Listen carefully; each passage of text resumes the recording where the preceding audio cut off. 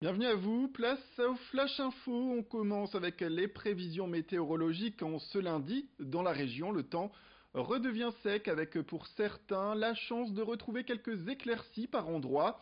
Malheureusement, tout le monde n'aura pas le droit au soleil. D'importants passages nuageux restent massifs et surtout majoritaires.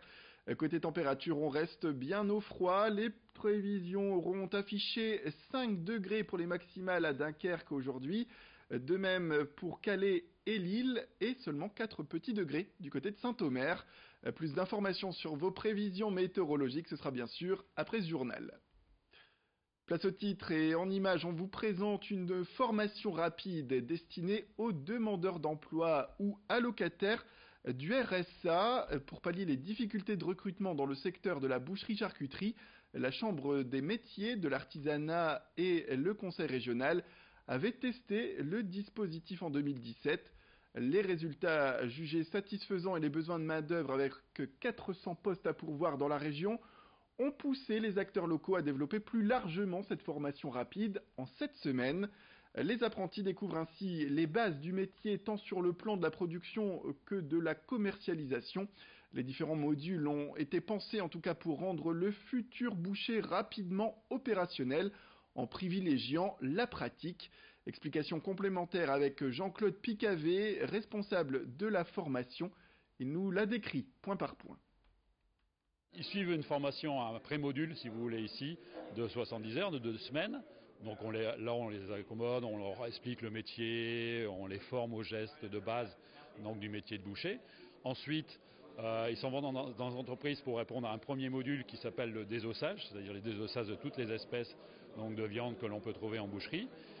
Ils reviennent au CFA, on fait la remédiation, on fait le point un peu de tout ce qu'ils ont vécu pendant les 6-7 semaines, ça dépend les modules, donc en entreprise. Et ensuite, ils retournent en entreprise pour faire ce qu'on appelle le deuxième module, d'où la formation modulaire. C'est-à-dire qu'à chaque fois, il y a un module de X semaines, on fait le point au CFA et on repart en entreprise pour faire un autre module. Jean-Claude Picavé qui affirme également que pour les former, eh bien, l'insertion est au rendez-vous. Je propose là aussi de l'écouter. À la période expérimentale, on a eu jusqu'à 65% d'insertion, donc dans le métier, ce qui est pas mal. Et là, bon, on est en train de faire les totaux, puisque l'action débute ici sur Tourcoing, a débuté en septembre. Pour l'instant, il n'y a que Arras, Saint-Saulve et Compiègne qui ont terminé la formation. Donc là, le taux d'insertion aussi, il est pas mal, puisqu'on a intégré la moitié des effectifs donc, de ces 3 centres en ce qu'on appelle en plan régional de formation pour passer l'examen ici en juin. Dans l'ensemble, tout le monde soit est en formation, soit est en CDD ou en CDI. Dans la région, on compte aujourd'hui moins de 10 cimetières pour animaux, la plupart privés d'ailleurs, et pourtant la demande ne cesse de croître ces dernières années.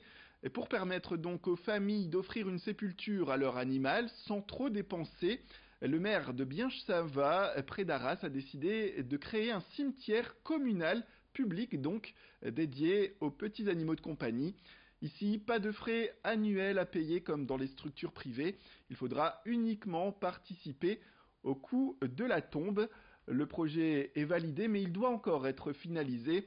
Le cimetière, en tout cas, pourrait ouvrir d'ici 6 mois et il sera, le maire l'espère, ouvert à tous. Explication complémentaire, il nous parle de l'engouement suscité par ce projet auprès de ses concitoyens. Avant de le faire passer au conseil municipal, j'ai lancé un ballon d'essai sur Facebook, sur mon compte Facebook. J'ai 1200 abonnés. Et il y a eu un réflexe général de centaines et de centaines, plusieurs centaines de personnes qui m'ont dit de partout, qui m'ont dit super idée, très bien, on devrait le faire dans d'autres communes, bravo, etc. Il faut dire que ce cimetière n'entraînera pratiquement aucun frais pour la commune. Il n'y a rien à y faire. Le terrain, nous l'avons. C'est un terrain qui appartient à la commune depuis toujours, depuis des temps immémoriaux, comme on dit dans les textes. Donc, ça ne coûte rien. Il y aura l'aménagement. On va devoir semer de la pelouse, faire des parcelles, un petit parking pour 2 voitures. C'est vraiment très simple. Michel Houzeau qui revient également sur les avantages d'avoir un cimetière public et non pas privé au sein de sa commune.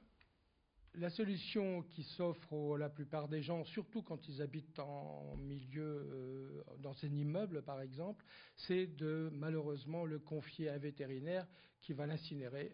Ça entraîne des coûts, d'une part, et puis d'autre part, on n'a plus son animal, c'est triste.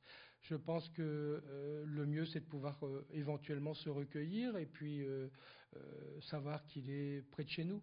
Ce sera moins cher.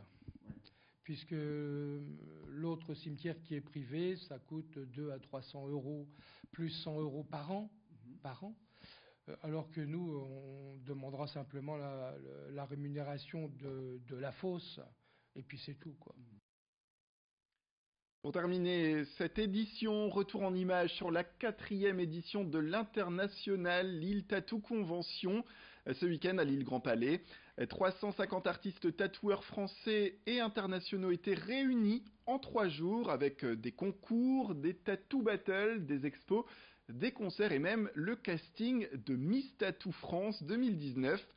Toutes les techniques, tous les styles étaient représentés, du old school au réalisme en passant par le japonais et le maori, du petit au grand tatouage, simple ou ostentatoire, il y en avait bien sûr pour tous les goûts et tous les publics, comme le soulignent d'ailleurs les organisateurs. Ce qu'on peut constater maintenant, c'est un changement de public, un changement d'habitude. Des gens, maintenant, le tatou est rentré tellement dans les mœurs que ça fait plus rien, même aux gens qui avaient un petit peu de retenue par rapport aux gens tatoués. Ils trouvent que c'est devenu complètement normal, mais parce que la mode a vraiment repris ce milieu, le milieu sportif également. Et c'est vrai que le principal changement, c'est l'accueil du public et la clientèle. Moi, je me reconnais plus du tout dans le tatou d'aujourd'hui, parce qu'on n'avait pas les mêmes motivations pour se faire tatouer. Moi, je me suis fait tatouer à l'âge de 14 ans. Je l'avais caché à mes parents. J'avais envie de me faire tatouer pour être différent des autres. Et maintenant, pour se faire tatouer, on le fait pour être comme tout le monde. Voilà, c'est la fin de cette édition. Merci à toutes et à tous de nous avoir suivis. Restez avec nous, l'information continue, bien sûr, sur votre chaîne.